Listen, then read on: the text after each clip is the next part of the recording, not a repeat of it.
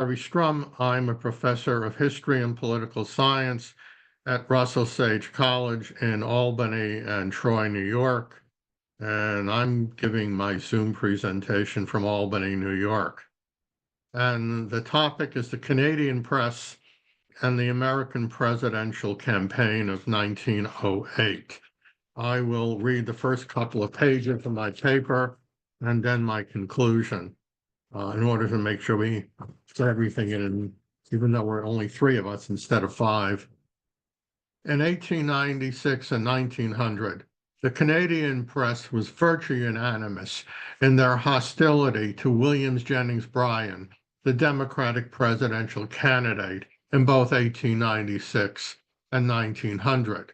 When Bryan ran for the third time in 1908 against Republican candidate William Howard Taft, the Great Commoner campaigned for strong government regulation of big business and favoritism towards organized labor.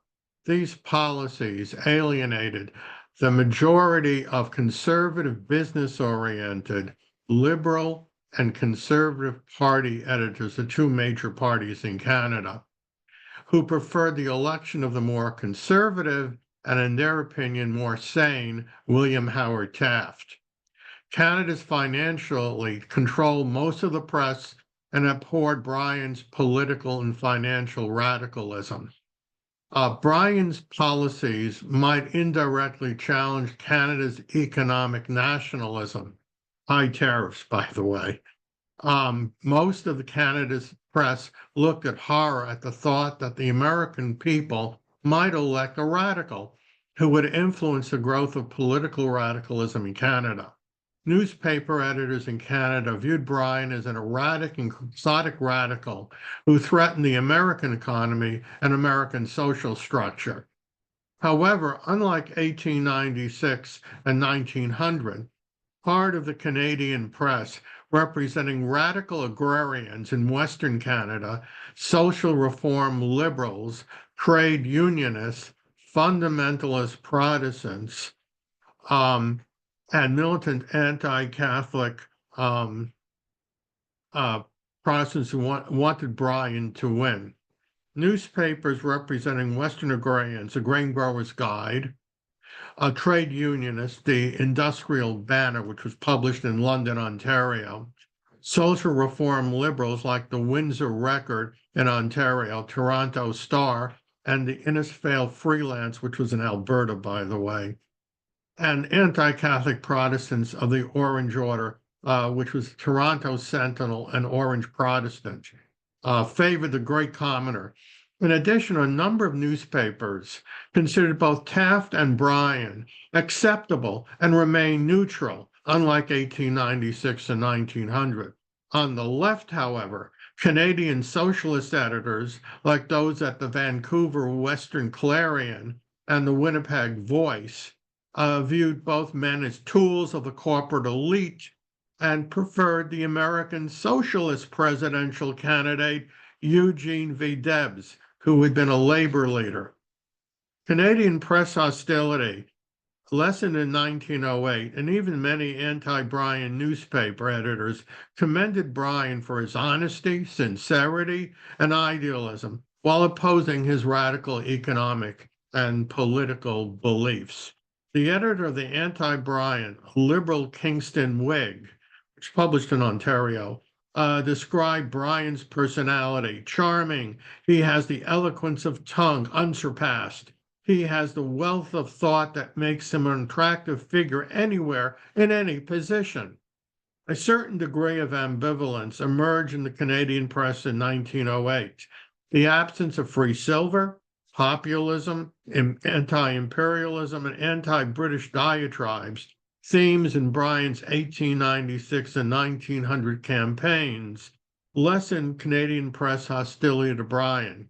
However, the majority of the Canadian editors, like their American counterparts, still considered Bryan too radical. While not fearing Bryan, Canadian editors feared his election would upset American and Canadian economies, hurt Canadian business interests, endanger the so-called national policy, which was a high tariff policy of the Liberal Party, and might endanger the growth of Canadian radical agrarians and trade unionists. In 1908, editors respected and admired Bryan, the moral reformer, but despised him as a social and political crusader. As historian James Page concluded, Bryanism was incompatible with Canadianism. When the American election campaign began, the Great Commoner appeared the more familiar figure to most Canadians, from the somewhat obscure William Howard Taft. Only in Murray Bay, Quebec, where Taft had a summer home since 1892, was Taft well known and liked. Local French Canadians loved and respected, they called him the petite judge, although he's like 350 pounds. They had to put a special bathtub in the White House because when Taft got elected, because of his size, as one of their own. And so he was well received in that part of Quebec, but nobody else in Canada had actually heard of him prior to the 1908 campaign. While few Canadians knew about Taft, the Canadian press viewed him as a safe, sane, and conservative, a more responsible potential President Bryan. Canadian financial elite controlled most of the Canadian press. Many Canadian editors shared the same views of the financial elite. Paul Rutherford, who was a historian of late 19th century Canadian journalism, concluded that the shared economic interest of the liberal and conservative press with the business community limited the independence of Canadian journalism. The Winnipeg Grain Growers Guide, the voice of Western Canadian agrarians, shared the same concerns. The ownership of newspapers in Canada has become a sideline with politicians and capitalists, and it's to suit their views that the people lose the wells of truth, and wells of truth have been defiled. In Canada, the freedom of the press is essentially gone. This is the view of the Grain Growers Guide.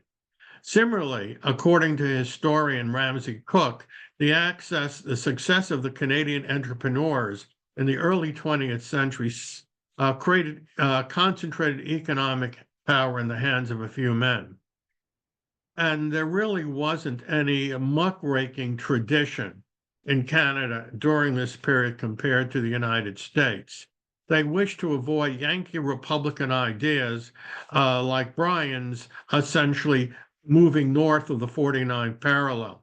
According to Cook, there was only small pockets of radicals and socialists in Canada, and Bryan's election as president might encourage the growth of nationalism, or rather of radicalism, north of the Canadian border. There's another reason. There was also 1 million Americans who had immigrated to Canada by 1914.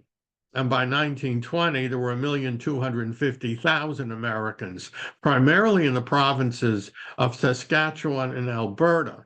And many of them had been supporters of Bryan in the United States, supporters of populism and progressivism.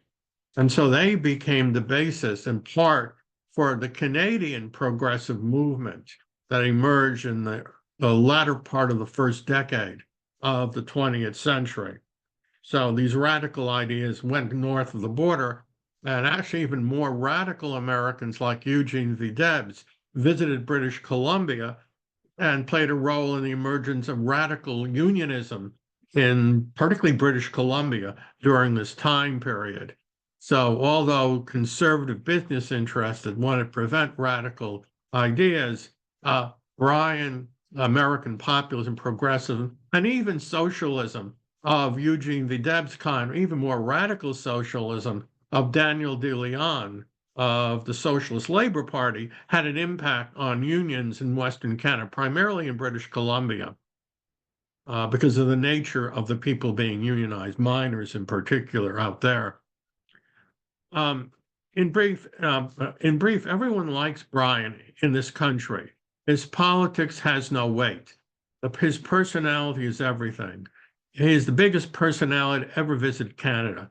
This description of Bryan's visit to Toronto in 1908 was expressed in the Canadian Courier, an independent national weekly published in Toronto. the great commoner did something unusual for an American presidential candidate. He visited Canada just before his run for the presidency in February of 1908. And after he lost, he made 2 trips to Western Canada in May and October of 1909. And so he became a very well-known figure in Canada, especially in Western Canada, during this time period.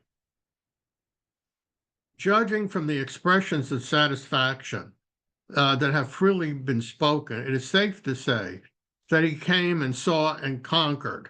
All favorably impressed his hearers, all favorably impressed his hearers and made his visit very popular. This account came from the Canadian Baptist, published in Toronto.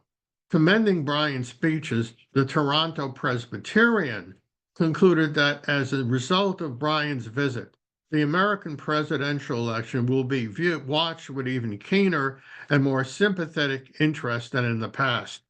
When he spoke in Montreal, La Patrie, a French language paper, let me give you the English translation. He sat down in the middle of thunderous applause. Senator Raoul Dandurand, who was Speaker of the Canadian Senate, urged Bryan to go to Ottawa as a guest of the Senate. A representative of several Canadian Irish organizations wanted Bryan to go to Quebec City. And so again, there was a demand for Bryan to speak beyond the actual places he visited in February of 1908. And when he visited Toronto, one of his speeches was before the Toronto Press Club. Joseph Clark, editor of Toronto Saturday Night, later wrote Bryan that there are many in Canada who believe that your good influence on the American political life was already much greater than that many of men who occupied the presidency. And this is from a letter that essentially he wrote that's in the Bryan papers. And there's a copy from Bryan back in the small Clark papers in the Public Archives of Canada. As the American presidential campaign began, Bryan was already a much better known and well-liked than William Howard Taft, suggesting an elite mass split that had developed in how Canadians perceived Bryan. I think I better skip to my conclusion at this point. Let me just make one comment. Because of the so many Americans had moved to Canada, let me quote from a poet, essentially a Canadian farmer poet. For the Yankees in the land abound, for Uncle Sam gets all around, and with his push and grit and go, ensure to make the country grow, meaning Canada. So again, Americans were well received, essentially as immigrants to Canada, especially again to Saskatchewan and Alberta during the first decade of the 20th century. So let me go to my conclusion, because otherwise I'll go too long. Bryan's economic and political instability would hopefully have a negative impact on his chances, according to the Conservative and Liberal Party press. Quoting from the Conservative Guelph Mercury, published in Ontario, I expected Bryan's defeat because the American people preferred a man of sound judgment like Taft, rather than to appeals to the emotions and erratic behavior of Bryan. The Victoria Times emphasized Bryan's erratic public behavior. From Vancouver, the independent conservative province criticized the Democrats for nominating a candidate whose public history is one of disaster. Across the continent, in New Brunswick, the liberal St. John Globe wondered how the Democrats could have been foolish enough to nominate Bryan rather than a much saner and conservative man like former President Grover Cleveland, a conservative Democrat.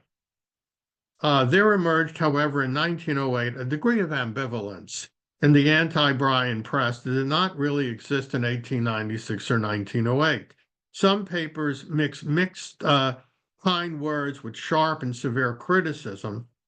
The strongly anti-Bryan Kingston Standard admitted, while we have no love for Mr. Bryan, candor compels the sentiment that not infrequently he has the happy faculty of driving home a truth of forcible and convincing manner.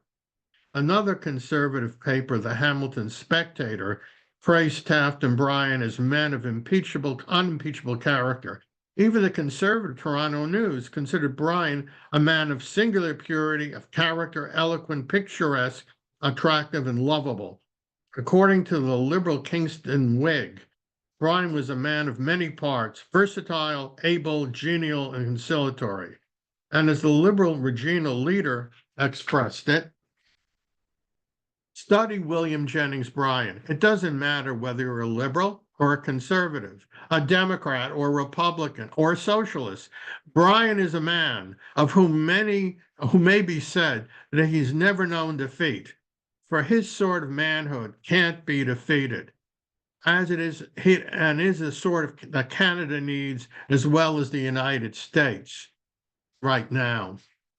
Let me end with, let me get to the end of my conclusions and end with that.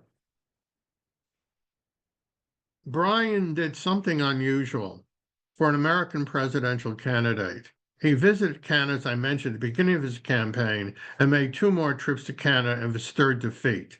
The American Consul General in Winnipeg, Dr. Jones, asked Bryan to visit Canada in February 1908, but he waited till May of 1909 to go on a speaking tour in Manitoba and visited Winnipeg. The Grain Growers Guide paid tribute to the commoner. Bryan's influence is not circumscribed by the limitations of the American Republic. Canada welcomes her guest and is grateful for his coming. From even the anti-Bryan press praised him. The conservative Winnipeg Telegram noted that the Canadian public esteem him as a man worthy of every great office in his country. People from many small towns in Manitoba rushed to hear Bryan speak in Brandon. Brandon was a medium-sized city. And people came from Beausevain, Hamiota, Wamanisa, Elgin, Verdon, Hartney, and Headingley. It's safe to say if people came from these small towns in southern Manitoba, he was a well-known character. Bryan followed this with an extensive trip of Western Canada in October of 1909, where he gave 26 speeches to an audience total of 15,000 Canadians in Western Ontario, Manitoba, Saskatchewan, Alberta, and British Columbia. In the opinion of the Regina Standard, Bryan's reception was as hearty as he might have expected when visiting a party stronghold in the United States. The Calgary Albertan made the same observation about Bryan's popularity. According to the Edmonton Bulletin, Bryan made another conquest and will be ever welcome visitor to the city. Bryan was a popular and well-liked personality in Western Canada, even if the Western press favored Taft over Bryan in 1908. As indicated earlier, there was an elite mass split in attitudes in Canada, especially in the Western Canada, between the public and the editors of the Canadian press, and I'll end there. So thank you. Let me put on the 3rd presenter.